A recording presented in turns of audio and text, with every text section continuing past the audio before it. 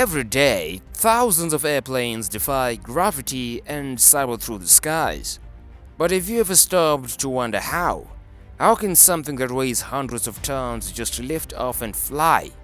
Over a century ago, humans looked at birds and dreamed of flying. But while nature made it look easy, science had a lot of catching up to do. It took years of failed experiments, wrecked wings, and wild ideas before we finally figured it out. Today's airplanes are engineering marvels. They are powered by principles of physics so clever and precise that they make air travel one of the safest forms of transportation in the world. To understand flight, you first need to know about four key forces, which are lift, gravity, thrust, and drag. These forces work together like a team, balancing and battling each other every time an airplane takes off. Let's start with the obvious one, which is gravity. Gravity is what pulls everything down to earth. It's the enemy of flight. So to beat gravity, an airplane needs lift. But where does lift come from? This is where the science happens. An airplane wing is shaped in a very special way called an airfoil. When air flows over the curved top, it speeds up and creates lower pressure, while slow-moving air beneath the wing creates higher pressure. This difference in pressure generates lift, pushing the airplane upwards, thus making lift the key to fighting gravity.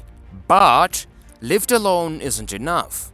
For an airplane to move forward and gain speed, it needs thrust. Thrust is the forward force produced by the airplane's engines. Whether it's a propeller spinning or a jet engines blasting air backward, thrust propels the airplane forward. But now there is a catch. Moving through the air creates drag, which is like invisible resistance trying to slow the airplane down. Think of it as wind pushing back against you while running. So here's the big picture.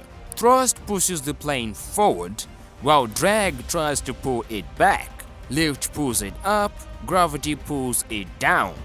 So, in order to fly, the airplane must generate enough lift to beat gravity and enough thrust to overcome drag.